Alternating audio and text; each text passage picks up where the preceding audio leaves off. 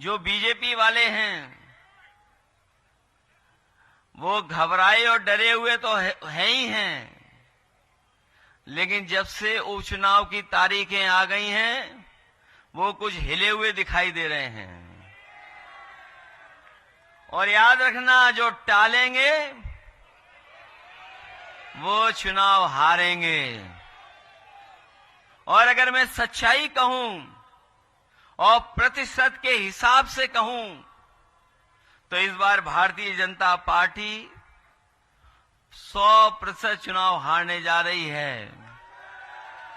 और सीटों की गिनती से बोलूंगा तो मैं इस बार 9 की 9 सीटें हारने जा रहे हैं।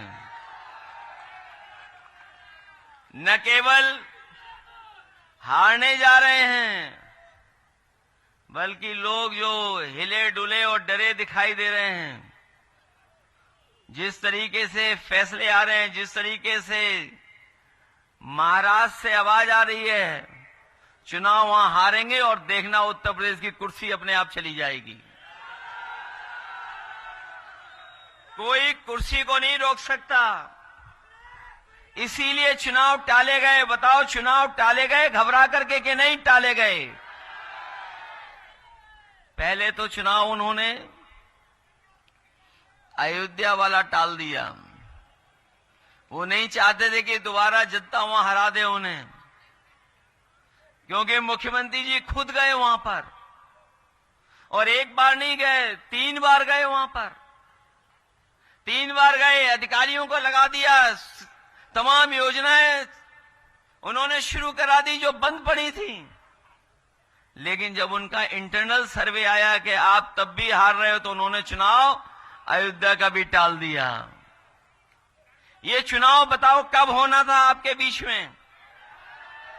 आज कौन सी तारीख है? इसी दिन इन्हें चुनाव हारना था, लेकिन चुनाव टाल दिया इन्होंने। और कभी सोचा कि उन्होंने चुनाव क्यों टाला?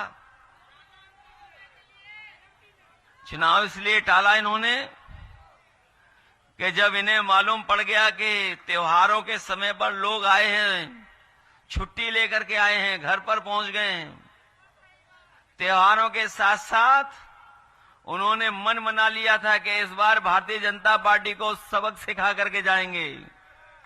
जब उनको इस बात की भनक पड़ गई तो उन्होंने 13 तारीख से चुनाव टाल करके 20 तारीख कर दिया।